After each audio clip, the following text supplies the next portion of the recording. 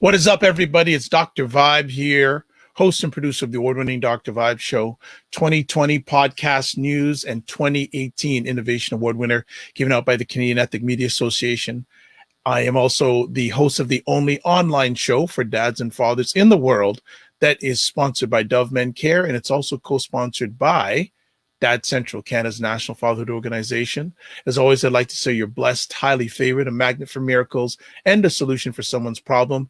And realize that I'm the host of Epic Conversations, and this is the place for Epic Conversations. We're broadcasting live on January 10th. And most Sundays, we have Black Canada Talking on, and Black Canada Talking is back. Took a little hiatus over the holiday season, and hope everyone is safe and doing the best they can during the conversation, and realize this is a live online event that provides Black Canadians to give their takes and POVs on subjects that are of importance to them. And most of the time, we wait till the end of the month to have our panel on, but we haven't seen them for a minute. I've missed them. I don't think they miss me at all, but I miss them and the audience misses them. So we've got Elle, Warren, and Cesar here. So let's welcome to the digital stage and let's say hello and welcome them back. So folks. Oh, it's me first. Elle Jones is here. Elle Jones, Cesar is here. Warren is here. This is good. And I'm going to say this publicly. Miss you all. Really looking forward. Hope you each had a good holiday season and looking forward to more enriched, enlightened, and uplifting and amplifying conversations from each one of you in the new year. And don't know what more I can say without starting to cry. No, just do that. But it's great to have you back. How were everyone's holidays? It was good. It was good on my side. Oh, am I on mute? Oh, yeah. No, I'm here. No, you're not. I'm not this year. No, it was good. You know, it was different with the COVID reality and not being in the presence of family members like years before and friends. But, you know, thank God for Zoom chat and Skype and FaceTime and those beautiful things. Kids were still wanting their presents because Canada Post didn't go on strike. So, so that was good. Amazon, yeah, right? There you go. Thank you. Elle, Cesar, how was the holiday season for both of you? Same thing for me, not being able to see family, which is a bit sad because my mother, of course, had to leave Trinidad when she was very young to go to school because there was no science for girls at the time. So she left home at like 15. And so one of the things in adult life is no matter where I've been in the world, she's always made sure that I'm home for Christmas because she missed so many years with her family. So this is really the first year that I haven't been able to go home. I've always gone.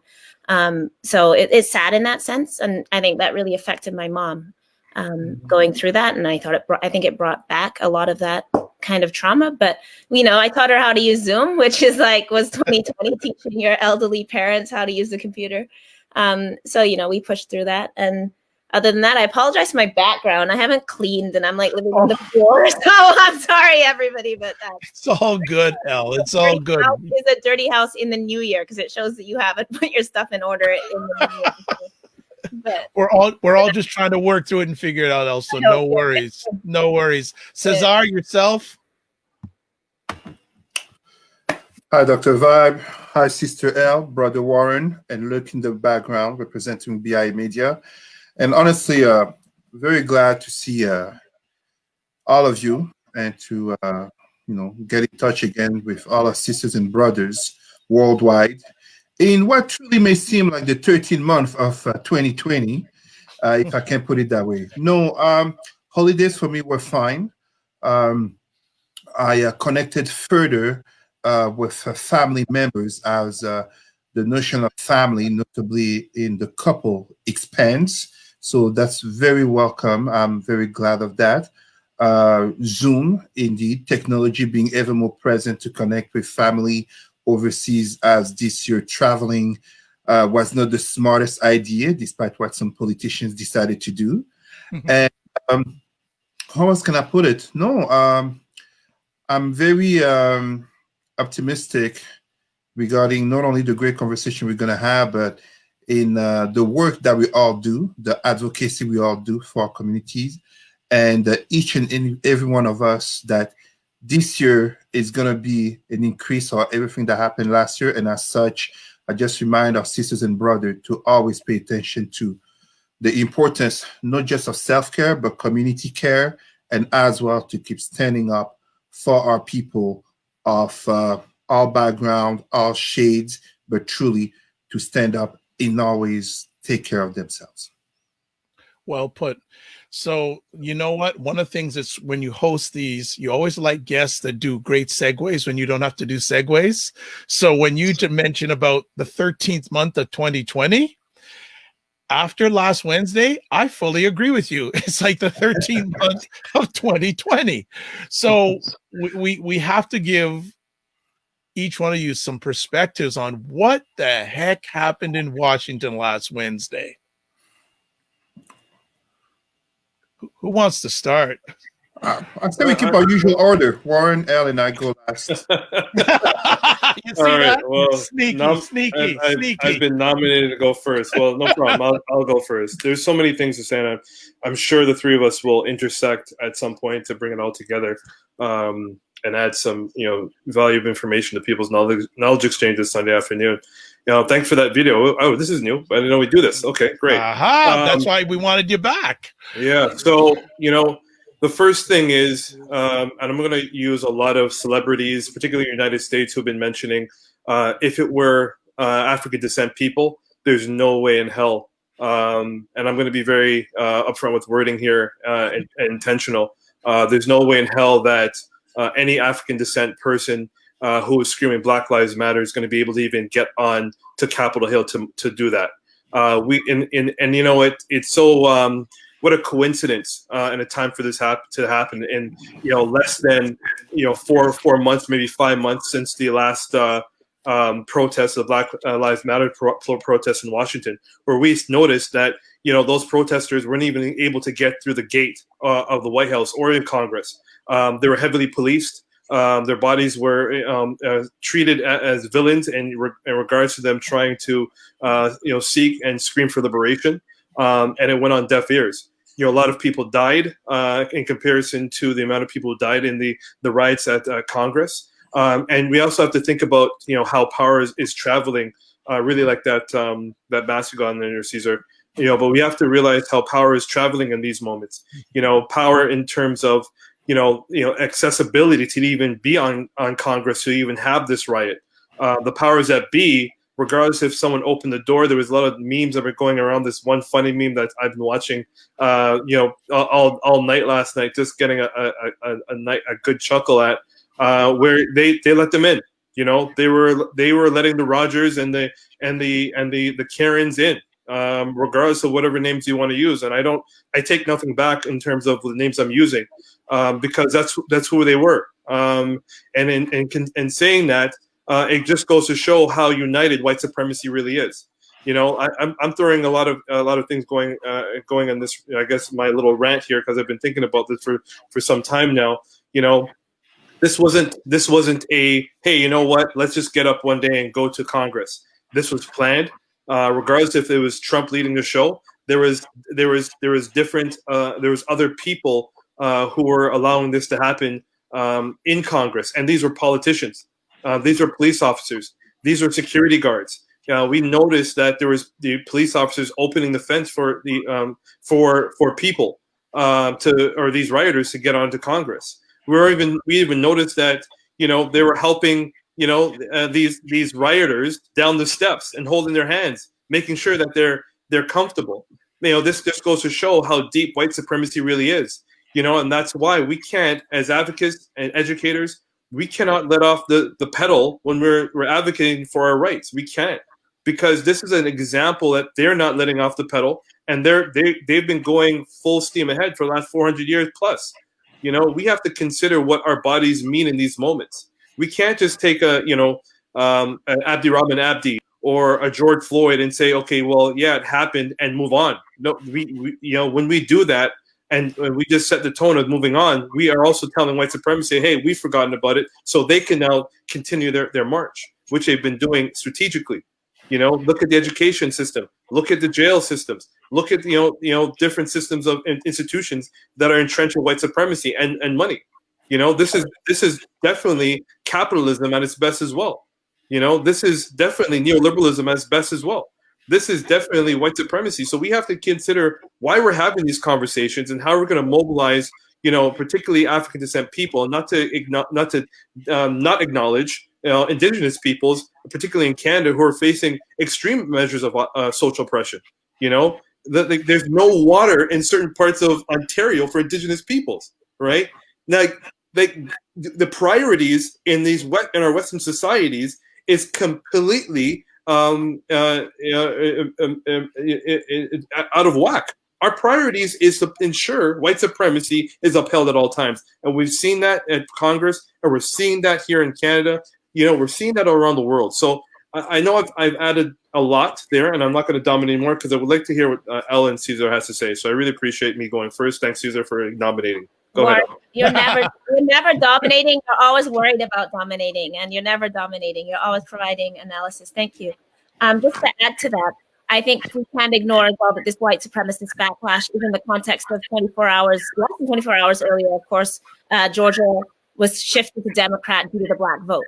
And we know that this kind of backlash, and we can obviously debate and have debated on this show already. We had, that big discussion with people from America about what the election meant that we had after Election Day. But one of the things obviously we saw in Georgia is how the power shifted to the Black community in that vote. Due to people like Stacey Abrams doing a really successful get out the vote measure. And I don't think we can ignore that context for why white supremacists are out in a particular force the next day on Capitol Hill. It's not only because Trump called them, right? It's a particular show of power. It's interesting, of course, how people immediately get claims to innocence or excuse. So you have all these people saying, well, you can't ignore the class dynamic and economic anxiety. And they're not wearing shirts that say $15 minimum wage now. They're wearing shirts that say 6 million wasn't enough, and they're flying Confederate flags, right?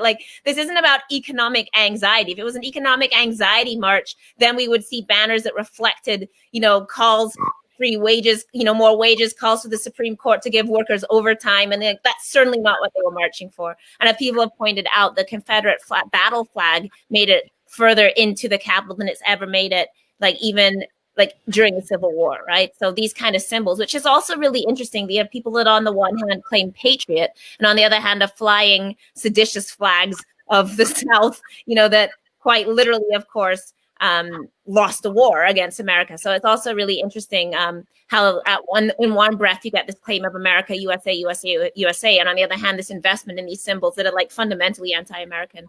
Some people have pointed out that the last time you saw this kind of violence on the floor of these buildings was in fact the beating of what's his name, the guy that was the anti-slavery senator from Missouri, who got caned almost to death by Preston Brooks, set up by pro-slavery Democrats, right? So he had made a speech about slavery, in particular talking about rape during enslavement and really emphasizing how depraved sexually slavery was. And that the Southern people took so much offense that they beat the SH out of him and nearly killed him on the floor of the Senate while other people ran interference. So that draws connections to what Warren has also here. And every time you see this violence, there's a consistency, the Confederate flag beating people for being anti-slavery. And then of course in 2021, coming out flying swastikas, flying Confederate flags. As a show, the last thing I'll say is I fell down the deep rabbit hole of ProTrump Media. So I've been reading all their sites, which is a really, really interesting rabbit hole. So half of them can't decide if it was Antifa or them.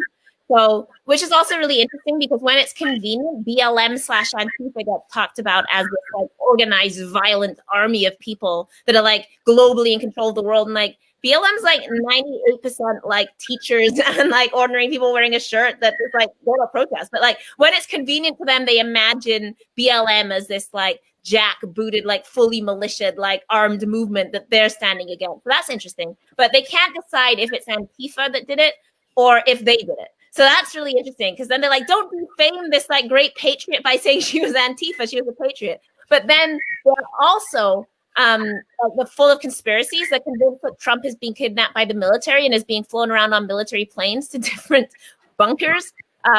Because so when he said, I'll march with you, some of them feel betrayed that he didn't march with them. But then other people are that's because he's being kidnapped by the military and his family can't speak out. So that's really interesting. And then you also, so it's really interesting, looking at the ways that So some people are now saying the woman who died, Ashley Barrett, was a plant and it's a false flag. So it's actually very frightening, as well as sort of funny, but frightening to see how in these radicalized spaces, this discourse, like how they explain and talk to themselves about this is really frightening, right? That they believe they're winning. They believe that Trump is still with them. They believe that he's still going to be inaugurated. They believe that, you know, the military is going to come through for them.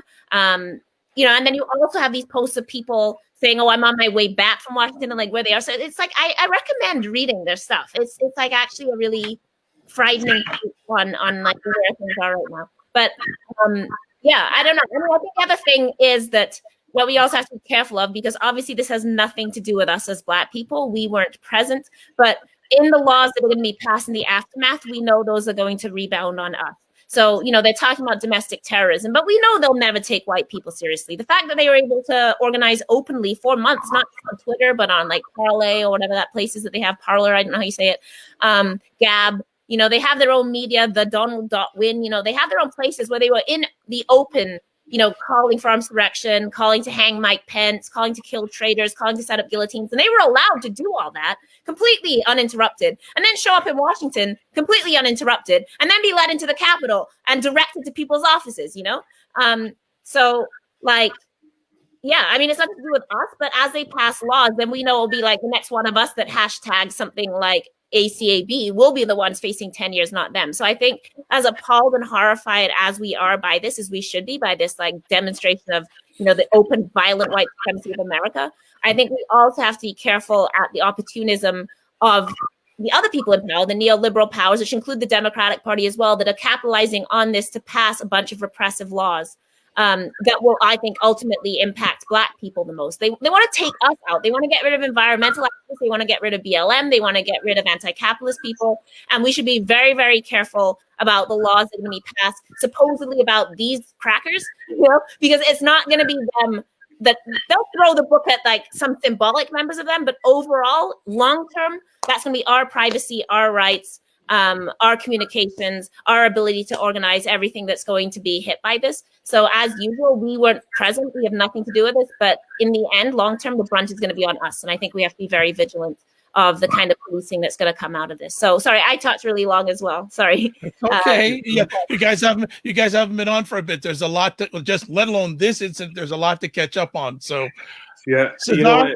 the last, I wanted to, sorry, Cesar, I don't mean to take your shine away, but Elle mentioned something that's very important that we all need to recognize, I think, in regards to how they were able to mobilize. You know, this was strategic. They were doing this in the open. And you have to consider that, considering that Trump was able to, tweet for 4 years the way he was able to do, they're able to organize, as Al mentioned, online with no disruption, right? Like this is not just a group saying, hey, let's get together and just us. There's more people that's aware what's going on, and they're allowing them to do this. So we have to consider that as well. There's the main group, and then there's subgroups that are participating in the push for this white supremacist movement that we're seeing. So sorry, I just want to just acknowledge it because that was really important. Quickly, yeah, that there've been exposés on the dark money, the Republican money that went into this, that funded this co-sponsors, and it's not fringe stuff. This is, as Warren's pointing out, this is mainstream, like the Republican Attorney General Society. Yep. Like the people that were their state legislators, that guy from West Virginia that was into the state legislator and has a history of harassing and attacking women at abortion clinics. So much so that a judge passed an injunction on him, being like, you're violent, harassing, and a stalker, which in West Virginia, you have to be pretty serious if a Republican judge is going to be censoring you. So he was allowed to be elected to, the state Senate and then go to Washington. These are Air Force veterans. These are, police officers. I don't know if you saw the story where a bunch of police forces are now investigating if their officers are present because the Capitol Police said people showed them their military and police badges. And we've long known that the military and the police are sites of white supremacy. So I won't take any more time, but Warren makes a really important point that everybody's now scrambling to pretend it's just a fringe group of wackos and saying, it's just white trash, it's just rednecks, it's just hillbillies. But it isn't. It's powerful people who were and are within the mainstream of the Republican Party, and everyone's throwing up their hands and saying, oh, no, it wasn't us, it wasn't me, but it was them. And we can't let people get away with that either, just pretending that it was just some bad apples, as always happens when white people commit violence. It's always bad apples, right? Cesar? What can I say? My brother Warren and my sister Elle said it all. They're 100% correct. I mean, I'm going to give a few different perspectives, but to be honest, this is really the hypocrisy of America. It's moral hypocrisy, but also institutional and so-called claim of democracy and freedom, in plain sight for all to see. And when I say all, I include our sisters and brothers who wish they could wake up white one day, aka the Candace Owens and too many other race traitors among us in the claim of free thinking. What I mean by this, what happened on the Capitol is stole shine from what happened in Georgia. The first black senator, but also a Jewish senator in a state with such history of racism, of lynching blacks, but also killing Jews. If I can give, before we go too much further, a Canadian perspective, we also have to be careful. The fact that this happened really shows the systemic racism in all institutions of the United States, the participation of police, because when you have, this is not a matter of secret services. How are you going to explain that me here in Canada, I knew about January 6th just from being online? There are plenty of people who fully knew, and yet there was a lack of preparation from the police, and as such, complicity from opening gates to selfies. Yes, a police officer got killed. Yes, we saw a video of one who got crushed, but quite simply, as even someone as Joe Biden recognized, and I'm not using Joe Biden as a proof of what I'm saying, all of us, black people, but also indigenous people and people of color, fully knew if these were black people or indigenous people, it would have been a bloodbath that also would have been justified with none of these cops or military being jailed for it. But because they were white, because these are the Karens and the Kens, they got the doors open for them all the way to carry the lecture of Nancy Pelosi.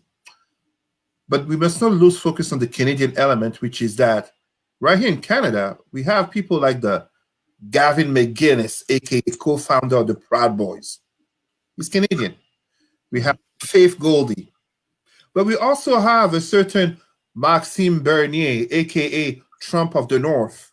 We have all these elements right here in the Canadian society that dream of nothing more but to take things one step further than a certain Erin O'Toole, aka there's no racism in the Conservative Party.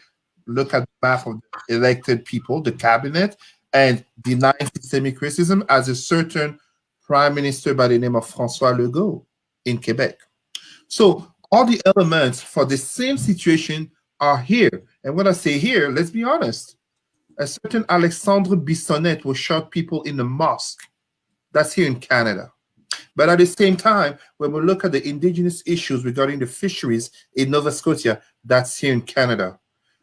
We don't need to go through the names of the list, such as the Abdi Rahman Abdi. We all know the systemic racism that's right here and the denial that happens when it's white people who are even caught on camera, aka a certain Justice Kelly in the case of Abdi Rahman Abdi, saying that the burden of proof was not sufficient, despite the fact of, we all know if this was a black police officer who had killed a white man, such as Abdi was killed, that black police officer would have been condemned.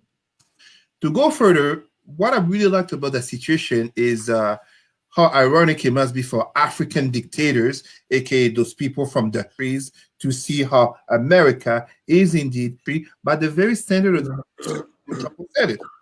No, I don't believe American free. But when someone like Trump says it, his handling of the coronavirus, social issues, everybody is, they're basically fine boys to kind of not lose the support of the white supremacists. So when you see all of these elements and you finally see what happened Wednesday, it was long time foreseen. This is 2021, aka Charlottesville 2016, where that young white ally got killed. Dylan Roof. Airline roof. This was so predictable. So it's a full failure of the system. It's a further exposure, if it was even needed. It's a further exposure of the system of his biases. And as such, I'm sorry, Russia and China are right to make fun of the US. But one of the things I must say, this must be a good lesson for us as Black people. We don't need it. We already knew that it would be different treatment, but a good lesson for us to stand up even more proud, to not, as Warren was saying, to never give up, to never think things are better, to not wait for the next hashtag, because the next hashtag can be each and any one of us. Nice. Did you see the president of Zimbabwe tweeted and was like, well, obviously you guys should stop interfering in our elections because like you can't. Clearly. And so clearly. And like people in Bolivia, like, so one of the things that's been so galling for the US is how they really love to believe that there's still this shining light, or wherever this shining light of democracy around the world, and they're getting trolled by like everybody in the country. I saw two memes that really spoke very well also to what you're saying, El. I saw one meme of the Iraqi army on Pennsylvania Avenue coming to protect the freedom of Americans. Another meme of Osama bin Laden saying, "You mean I could have just come through the front door?" My favorite meme was the guy in the horns and the fur, and someone's like, whose auntie is sleeping with this man? No, it's sad, you know, when you think there are people that, and I'm going to say this, I cannot give my sympathy to that Cameron who died, not because I celebrate her death, but because I know far too well the people who were there, there are no there feeling sorry for our people when they get killed by those white cops. You know, the famous Blue Lives Matter people, the White Lives Matter people. There's a sister by the name of Nebo in LA who got harassed by one of those crowds. Yes, I saw that. I saw that. And a quick reminder, because I promised myself not to forget to say her name. Miriam Carey, 2013, shot 18 times as she had a traffic infraction in front of the White House. She ran away. The fear, we know about the trauma of Black people dealing with police. Through the chase, the end of the chase was her being shot 18 times with her baby in the back seat. So we completely see how white supremacy treats very differently the infractions of Black people, usually in the name of justice or motivated by fear to survive, versus the infraction of whites. In this case, people who are not accepting the results of an election, people who willfully got manipulated. And I say willfully because you will notice all of these white supremacists who are being arrested, the interviews are being made of the family and friends saying they got radicalized through Trump and their allies. So Trump, just as his henchmen, you know, Hitler and the henchmen that show on the History Channel, Trump and his henchmen, they deserve to go to jail. They deserve to go to jail. The question is, will they though? Well, this is the test of white supremacy. Well, I don't think it's a test. We've been seeing this for years, right? Mm-hmm. Like, this is, I think the testing is now done, respectfully said, not to ignore what you're alluding to, Cesar. Like, this is just the beginning. You know, I think what we need to really pay attention to is the transfer of power in that country, right? How is Biden going to respond to this as the new incoming president? He's responded as the electoral president, saying he's denounced the actions of white supremacy, and you know, I'm paraphrasing, obviously. He has mentioned that if it were Black folk, this would be in a different situation. But as the sitting president next week or 2 weeks from now, what is going to be his response to this? You understand what I mean? What is going to be the actionable items that he's going and his administration is going to put in place for this not to happen again? That's what we need to be focusing on, if in terms of testing.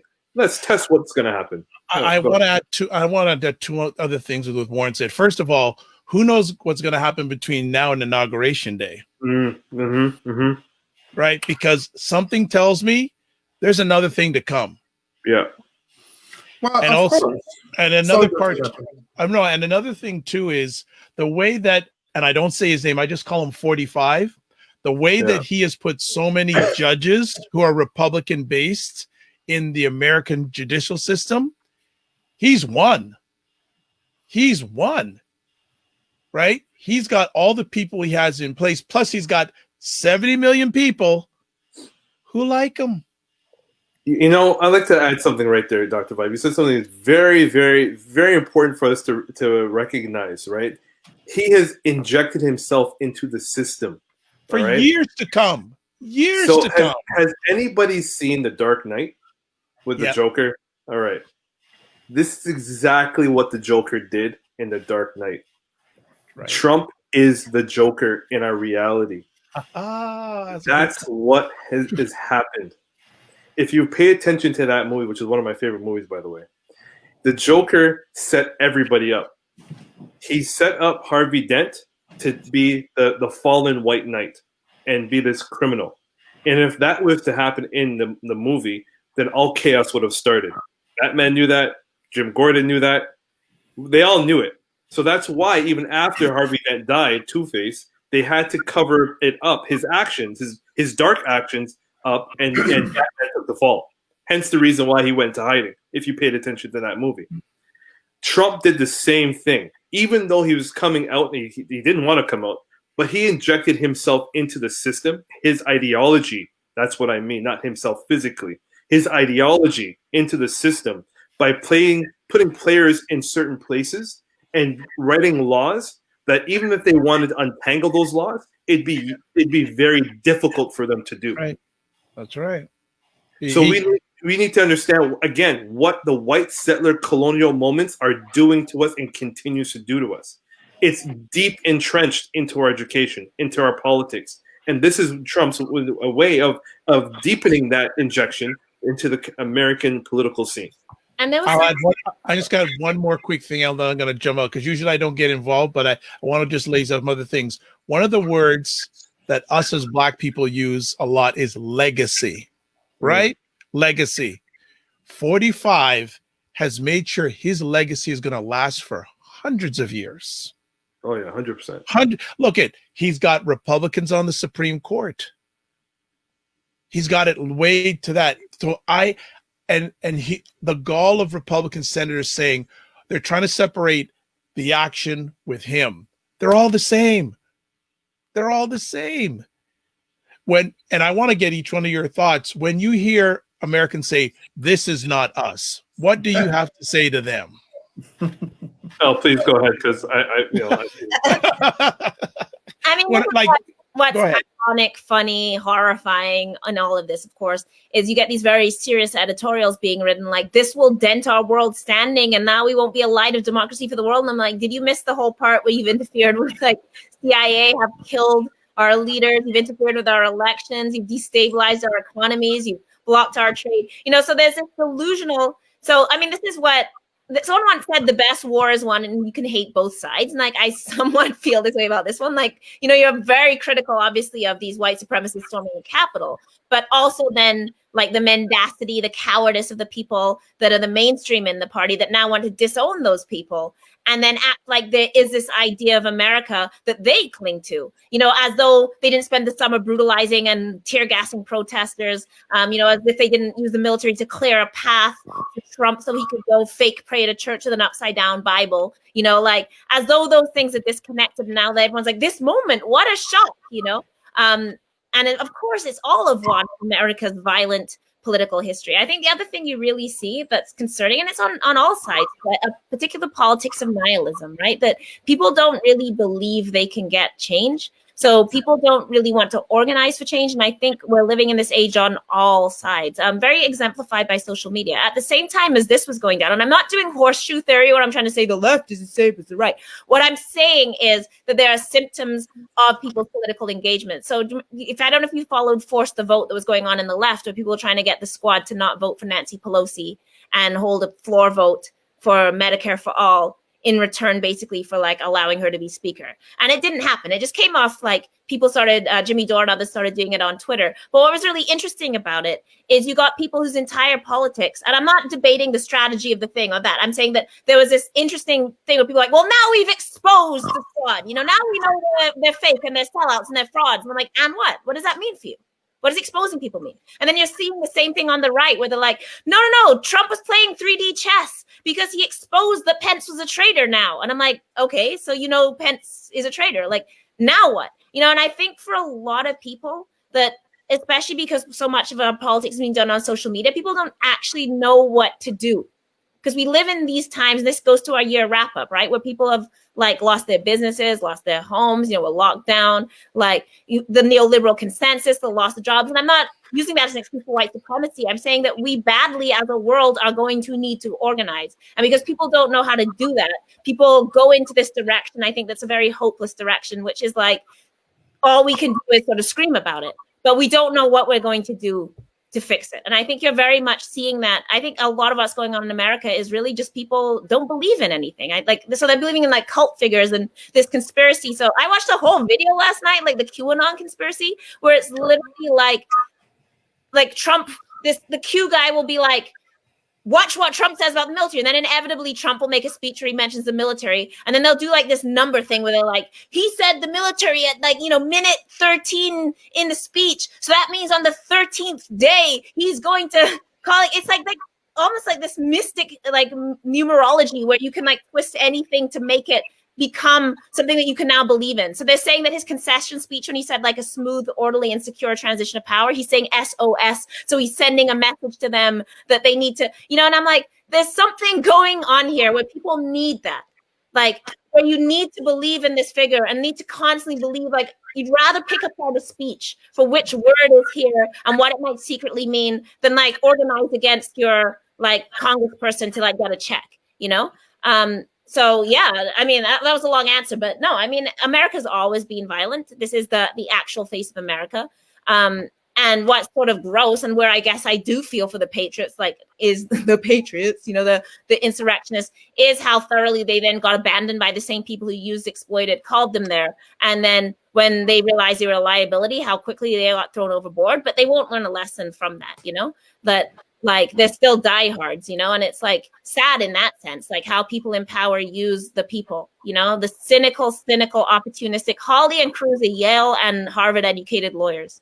You know what I mean? They know this stuff isn't true. And they go along with it because they want to get voted in and they believe they need this particular base. And they're happy for people to die and they're happy for people to lose their livelihoods and families and people to be radicalized and people to commit violence. They're happy for all of that if it gets them, you know, a little bit more power. And that's where I guess I have some empathy for some of these people because I'm like, they would run me over with a car as soon as look at me. But like when you think about how disgusting it is that people that they trust and look up to and really believe was saving them from something, and like the abortionists and the Marxists and the BLM and all of this, and how those people just so cynically are like, come here, oh no, now you're a liability, so we're all going to denounce you. Like they don't even have the courage to support their own people. You know, they don't eat, like when our people get shot, we stand with them, you know, we don't denounce them. And like, you know, they can't even, now they're saying their own people that got killed were false flags because they can't even own the thing they were doing. And I think that says something really sad too. And this is a really long answer. I'll shut up. Okay, now I'm being Aaron by apologizing for talking. No, Dr. Vibe, look, Al said it so well. America has always been violent. America, you know, when the events of Wednesday, when some notably journalists, as on CNN, but even, I mean, I like him personality-wise, former governor and, of course, Mr. Olympia, Arnold Schwarzenegger said, this is not the America, and then you have others such as European leaders, this is not the America we know. It's a lie. This is the America as it is. America, as every country from Canada to Brazil, has been created upon the genocide of indigenous people and the enslavement and systemic racism of Black people, along racism as through immigration of people of color. I mean, this is the same America where patriots, 1776, they kept my people, our people, Black people of every shade in slavery for about 90 years. And when the Civil War happened, Abraham Lincoln did not do the Civil War because of some great morality about Black people. Abraham Lincoln was a segregationist. It always makes me laugh when I see photos. When I say laugh, understand it's in sadness. When I see photos of well-meaning brothers and sisters take photos next to Abraham Lincoln, not knowing that the men clearly viewed Black people as inferior.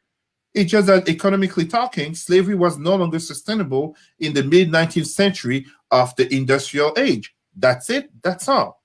America has always been violent. I mean, this is the same America where basically, I know I'm going to get controversial here because we know how in the Black community there are three people that you are not allowed to criticize, aka Jesus or Allah, Beyonce or Michael Jackson, and Barack and Michelle Obama. But let's be honest, the first Black president, skin color, Trayvon Martin and Mike Brown died under his presidency, and he didn't do much for Black America in the same sense that he still bombed. He bombed Africa for false reasons, which were clearly imperialistic reasons, aka Gaddafi and the mess that he has created today all over Western Africa, such as Boko Haram, because those weapons are from Libya. America is a history of violence.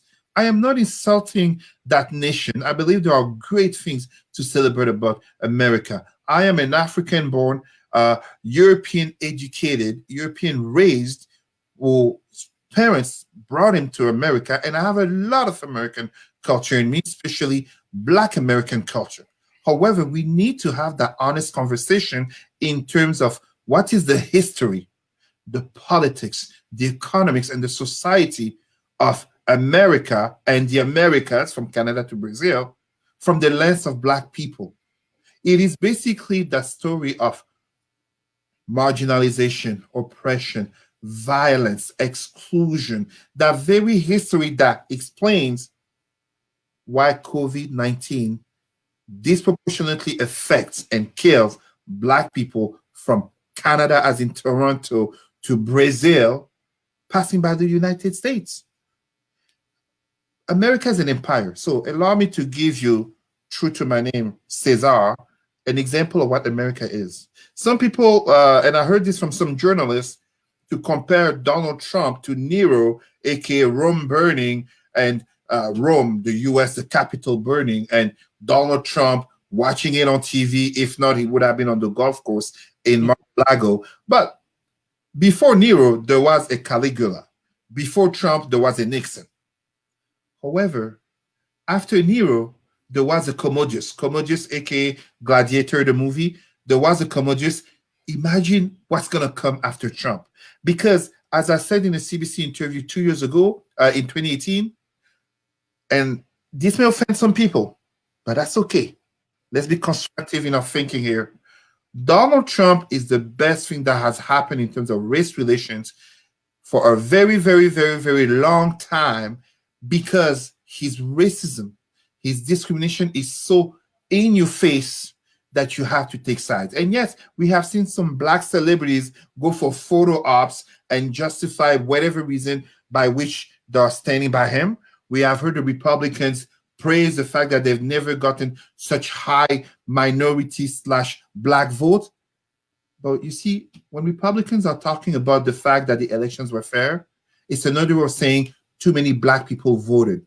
They did not succeed in voters limitation and for voter suppression, and for this success to our sister Stacey Abrams, but also her sister, who is a judge, Judge Gardner Abrams, who was not nominated by the Republicans. We need to show that support to all our grassroots movements that stood up, that kept fighting, that didn't give up in 2016. Imagine in 2016 if we had 500 or 5,000 or 50,000 Black people going to walk on the Capitol because this racist person, Donald Trump, aka since the 70s, regarding housing discrimination, in the 80s, 90s, the exonerated five, birthing regarding Obama. This man has a long history of racism. So the populist that he is, aka anything for Donald, what just happened is just a reflection of empire, just as happened in Rome, just as happened in Nazi Germany. So this is just a step further into the fall of America. Because every empire falls. Donald Trump just advanced the fall of America by a few years, maybe decades, for all that he succeeded in implementing himself into the system. Just bringing further the fall of America. That's all it is.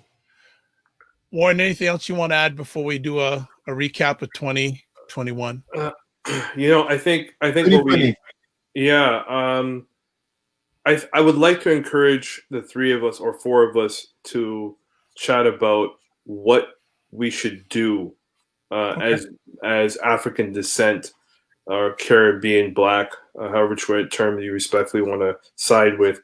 What can we do to be vigilant this coming year? I think we do a great job in reciting what's going on in the public eye. We do a great job in reciting historical facts. The four of us, we do that amazingly.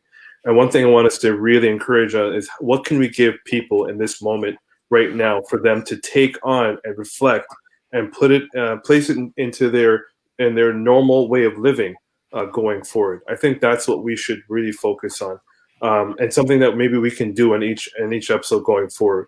And I'm sure people are taking a lot of what we're saying and this new information, or it's revisiting information that they maybe forgotten or weren't thinking about in the moment. So I think we do that indirectly, but I think we should be intentional with it going forward, because as Cesar said, we're living in some very, very weird times. If this is the fall of the empire, or is this strategic to remain, keep white supremacy intact the way that it's shaping up to be, then what can we offer our Black communities? I think that's what we should be doing. I'll start. I think one of the things that we should definitely be focused on encouraging is solidarity. We need to focus on looking at our francophone brothers and sisters as equal. There's too much. That's the language barrier between our African descent communities is what's killing us. We also need to look at the gender conversation. There's too many divide between. I'm only respectfully saying male and female, or masculine and femininity in this conversation, not to discredit any other genders within the Black community. But as a matter of fact, let me just group them all into what I'm about to say. There's too much divide in terms of let's just be woman empowerment and not men empowerment, or vice versa, in too many social spaces. We need to focus on solidarity, understand what that word really means in our communities, because there's a lot of people not seeing the value and not seeing the I'll just go with value in our Black communities, which could sustain greater outcomes if we were able to work together and understanding what working together really means. Another thing is, I'm going to be very biased in what I'm about to say, and I think Ali you'd appreciate this. It's education. We need to start seeing education as a valuable tool in our Black communities. There's too many of our young Black youth are facing anti-Black racism and a criminalization of their bodies, which is steering them into our prison system or our jail systems in this country. And they're not seeing the value of education because of those horrible situations or moments within this formal institution. We need to focus on that. We need to focus on building up our communities. If we don't, we are going to be the back of the line and facing a different circumstance of marginalization, which is going to be even worse if we don't figure things out in our community. So I'd like to start there, and please add. No, that's great, Warren. I also think it's really important that even as we critique things, we also find ways to come up with a resilient frame, right? That we're always taught. I mean, Du Bois said this, like, how does it feel to be a problem? That we're always talked about as the problem, and then we internalize that. So we really need to, I think, as we speak about the problems we need to solve, we also need to have that frame of always putting it in a resilient frame for ourselves, particularly for our young people. Because we tend to be like, we're the only community that's this dysfunctional. We're the only community that does this. We're the only community that does this. And that's not true, of course, right? Like, people have frailties. But we're no worse than any other community. We have the same human problems that every community has. So I think, yeah, we have to really figure out how to build that up, I think, through big and small actions. It's impossible to take action and be organized if we fundamentally like don't see an end to it. Like, you know, if you're just like, well, what's the point of doing this because the prisons and cops and everything and they're going to be here at the end of the day, like then you can't really effectively organize, right? So I think we have to understand that. I also think that like we're going to have to figure out how to deal with power, you know, like one of the things, and this comes out of this summer, right? That we're in a sort of precipice where on the one hand, we have a big people's movement, you know, like where we're more and more thinking about issues that largely affect working class Black people, justice issues, the economy, like we're understanding that. But at the same time, we have very successful Black people like Kamala, like Barack, like, ministers in our own country. And we haven't come to terms as a community, like what that's going to mean once we have powerful people. Like, what is our responsibility? What is our accountability? How do we hold power to account? How do we like figure out, because things are changing, right? Like in our world, you know, Warren, like all the hires that have suddenly come out, you know, there's like 50 hires. So Black people all of a sudden in universities, like, so like for 2 years, we're going to have, you know, these kind of hires and these kind of things. But what does that mean? You know, how it's going to end, you know, like obviously it's nothing that has to do with us ever has any like long lasting. It's a short term thing, you know, but how are we going to build on that? What does it mean as our community changes, as our class relations change? What does it mean as we become so-called successful? What do we owe back? You know, these are, I think, really difficult questions, and they come very much out of 2020 as we're doing like the wrap up thing, you know, that on the one hand, we mobilized on, you know, a scale that we haven't often seen, you know, that like people really came out in the thousands and really wanted this change, but also we're sitting here where we didn't get that change, like, you know, and like, what are we going to do? Like, you know, are we in a lull? Are we rebuilding? Are people being bought off? Like, what is that, you know, like, what does that mean for us? You know, who better to lead than us? Agreed. And it has to be collective, right? We can't. So the same critique I made when I look at the Trump boards and they just are like waiting for some secret message in Trump's speech so that everything will be okay. And it's like, it's never going to happen. We have to make the world okay. You know, like nobody is going to lead us and nobody should be, like, we have to do that collectively. You know, we have to figure out, and that means doing those small actions. It means like, yeah, organizing. Are we organizing our tenants? Are we, when women are being abused, are we like helping them get set up in a new apartment? Are we, you know, like those are the things that build our resilience, our courage, and our ability to move forward. You know, I think we often sort of think about, again, our lack. And I think we need to ask ourselves questions like, when people have helped each other, what did we draw on? You know, in times when we've been successful as a community, what was it that we were able to do? You know, when we successfully did this thing, what did we draw upon? How do we find strength to stand up to power? Where does that come from? And how do we teach that to our youth? You know, like when people are sort of in this space where they're caught between two things, you know, like the streets and something else, or, you know, this or that, what do we build in them so that they can make that choice to go to something else or find the strength to do that, you know? And I think we really, moving forward as Black people, it's like, how do we find that? Like, where does that come from? That some people among us are able to like undertake just the acts of courage that exist in our community all over the place. People have sacrificed their lives, you know, people that, where does that come from? And how do we build that, particularly in our young people, so they feel equipped to go to school and be able to speak to their teachers and their principals, you know, that when they're walking on the streets and they're being stopped by the cops, like, what do we build in them? You know, like, so I think Warren's really right that there's the big political action, but political action also has to be that kind of daily way of building our resilience, building our courage, building our solidarity, teaching ourselves that we have power. And the last thing is, sorry, I'm talking long and I promise I'll shut up. People have pointed out that as Black people, we've been pushed into being social workers rather than politically organized. And as someone who does all that kind of social work with people in prison, I think that's true. We spend so much of our energy because we have to, like, you know, just talking to a kid or mentoring somebody, or, you know, and of course we need to do that because there's so many people in urgent need. And we all believe as a community that what you get, you give back. You know, I think everybody believes that fundamentally in Black people. We believe, you know, someone opened the door for me, it's my job to open the door. So we spend a lot of time on that. But what we don't spend time on is taking that and politically organizing into a political block so that we have a political voice. We do a lot of social work, but we don't do a lot of what does it mean to be a political block that they don't care about us because we're poor and powerless. And they know that not listening to us has no, Trump can't ignore these people, and he knows they're his base. The GOP has to play to them because they know they're the base. They get listened to.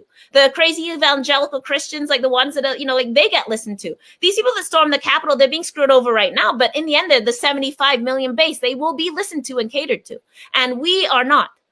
So how do we build to a point where we have the kind of power and political power together, despite all our political differences, because we're not going to agree. Like, we have people on all kinds of the spectrum, but does that mean in Canada? We need a political bloc.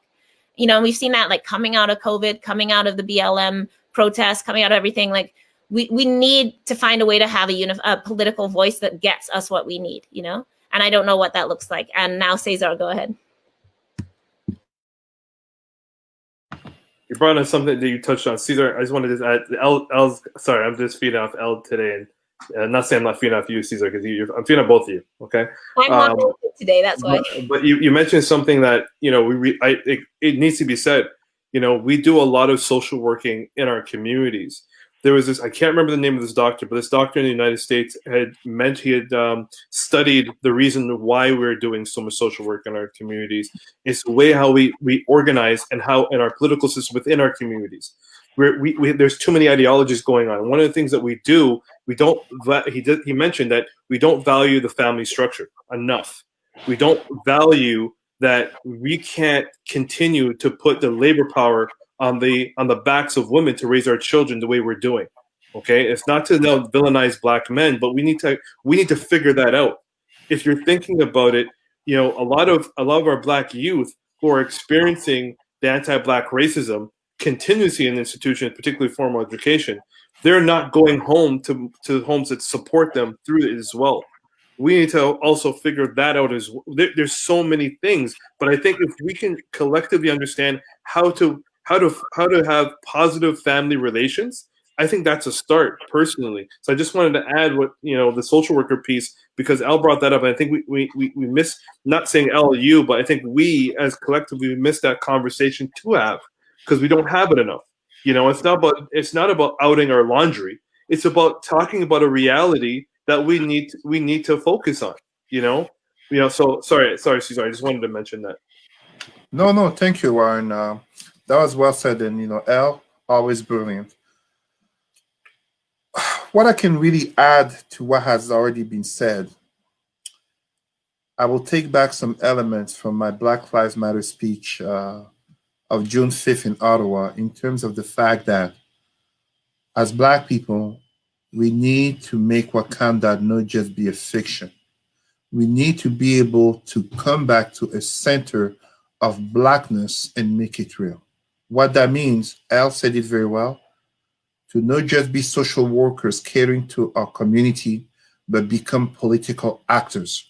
Because the extremists, the white supremacists, the Trump fans of Wednesday at the Capitol, at the end of the day, they represent a strong electoral base, and they represent millions of voters, which is the reason why the Republican Party is so coward in standing up to Trump, because in 2 years and in 4 years, they need those people to vote for them.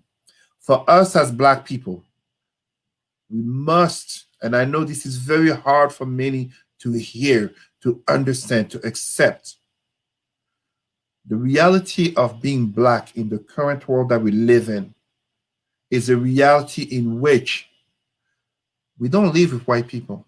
We don't live with Arabic white people. We don't live with Asian people.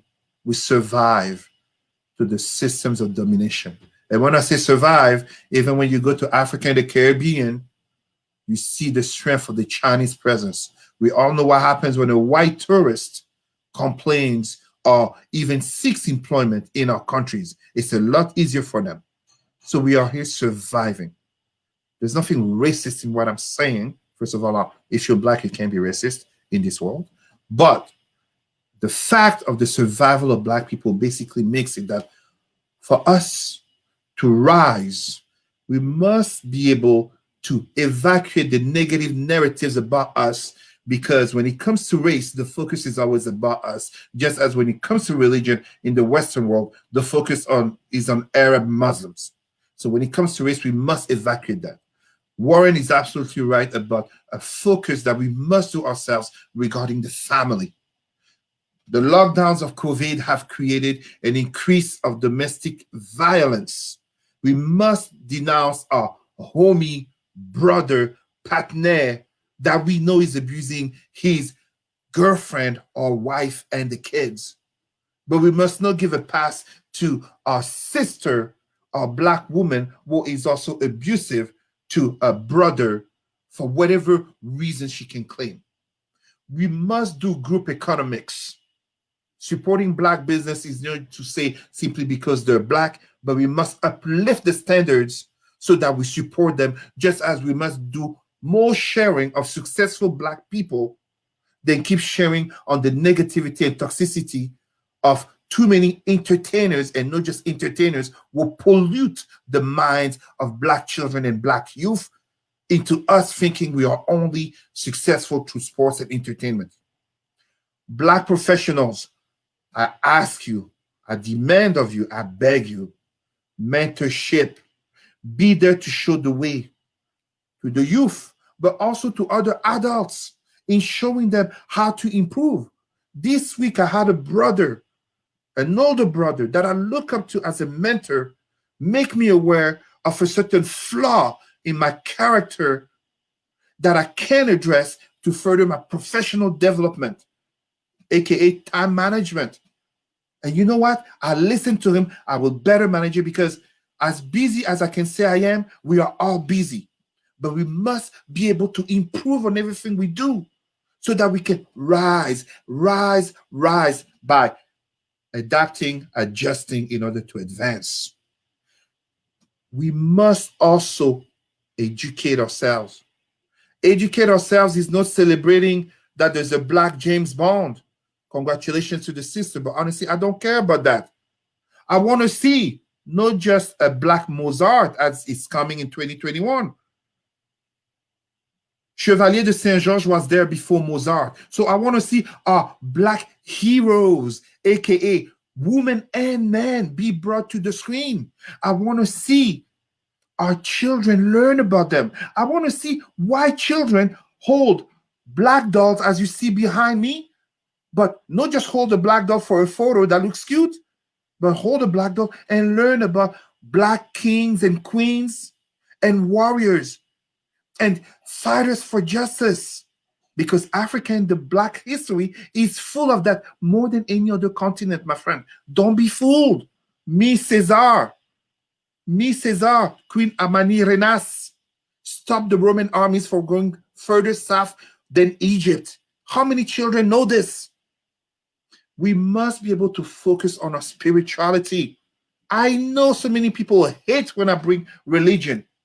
Black people, you will never be fully loved and accepted as equals in white or Arab religions. It will not happen.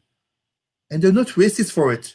We must be able to refocus on our spirituality, to reclaim our identities, to understand that Haiti, 1804, did not happen by praying to Jesus, but by finding strength in voodoo.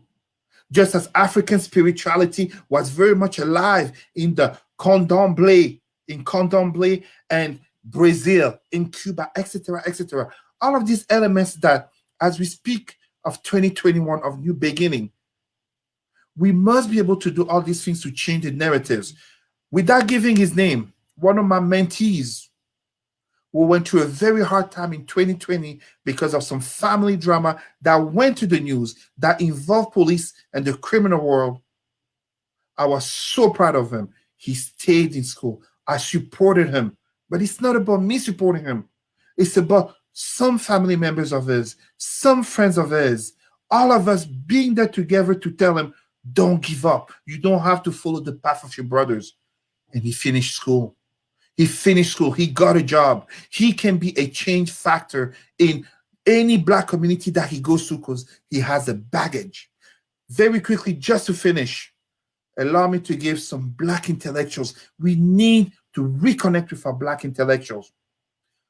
Dr. Francis Crossing, Dr. Joyce DeGruy, speaking in terms of family, but speaking also in terms of post-traumatic slave syndrome. Frantz Fanon, black skin, white mask, and the wretched of the earth. Cheikh Anta Diop, arm yourselves with knowledge so that you can speak as an equal to white supremacy. And last but not least, our hero, murdered, assassinated by white supremacy, played on screen by our brother Denzel Washington. Bantu Biko, he said it. The most potent weapon of the oppressor is the mind of the oppressed. The most potent weapon of the oppressor is the mind of the oppressed. We don't have to be the oppressed, but we have to be black. I don't think I need to add anything after that. The only thing I will add is I was talking to Elle before we went live. There's a gentleman named D. Chanson Berry who had an epic conversation with a few weeks ago. And he said a number of prolific things. And I usually don't plug things on the Dr. Vibe show, but if you can, watch that conversation. It was epic. But one of the things, two things he said that really, well, a few things he said. One of the things he said is, and I'll say this for all our people out there, the strength of the spirit will always go further than the strength of the body. And another thing that I want Black people to start living instead of surviving. Too many of us are surviving out there.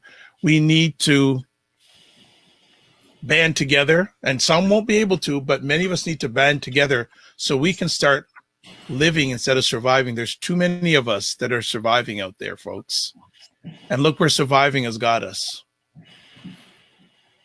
Really, look where surviving has got us. So I don't want to add anything else onto that. I like to say thank you for each one of you. This is why I've missed you, because you make me feel better and you make me keep going. You're some of the people that keep me going on what I do. And I hope once in a while I keep you guys going, even if you don't like me once in a while. I want to make sure that you guys keep on going. I just wanted to address this because to me, yeah, I mean, really, we are African people. I think that is an important point. The question, obviously, many of us call ourselves Black. We are all African, like we belong to Africa. We are from Africa. We are part of the global African diaspora, and we are not less African for that. So I think that was an important comment that just came up, and I just wanted to say, I hear you. Like we really should be calling ourselves African people. But African people, very much so. Any final comments from Warren, Cesar? No. The only final comment I have is, please put into practice of building our people up. Including me. No one's exempt. We have to figure out ways. We have to listen. Not only just listen, we have to actively listen. We have to show up. And showing up doesn't mean that you have to give money. Doesn't mean that you have to, give all this time that you may not have. It just means that show up when it matters. And that's what I'd like to finish off with. Warren, how can people get in touch with you? Oh boy! I'll say it. Go to his website. Yeah, well, you can if you want to get in touch with me, please. Like Dr. Vibe just mentioned, you can visit my website.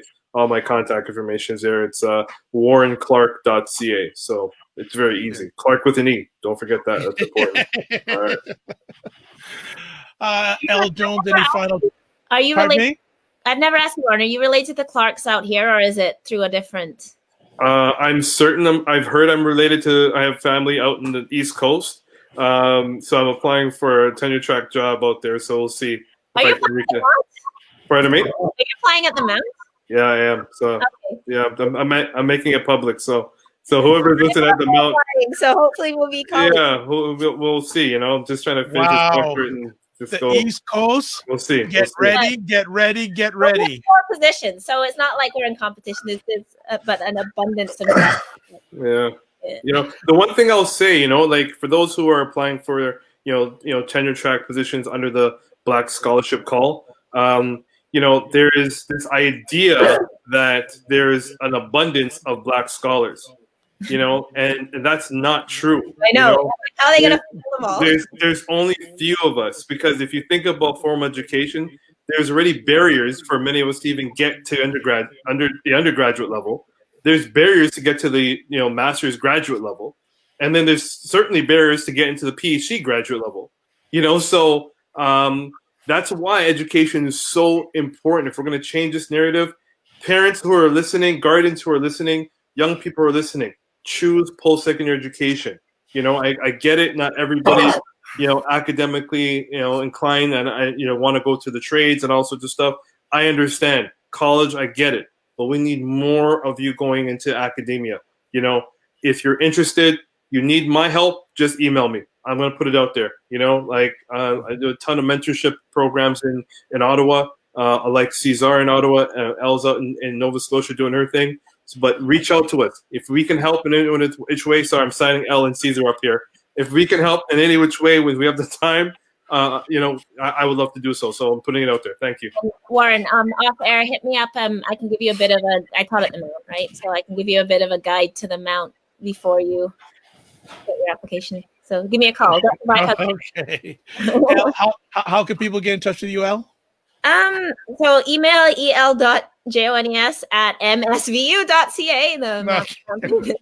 All right, Cesar. Any last comments from you, Cesar? As last thought, what I would say is we live in very interesting times.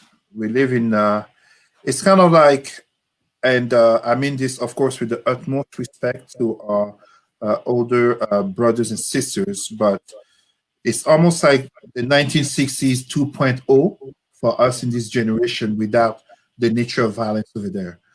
Just before I give my last thought, I'd just like to share some knowledge very quickly, as Brother Warren was talking about academia, by answering to Sister Niyi Soni Bizi in terms of, do we have to be black though, since the concept of blackness derives from the white settled colonial discourse.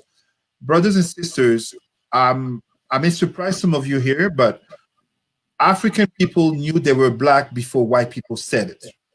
From 5,000 years ago in Kemet, ancient Egypt, which is an African civilization that comes from the inside of the continent, as they wrote themselves, the very word Kemet, the very land of blacks, we knew we were black before the Greeks, the Romans, and eventually Western Europeans named us so.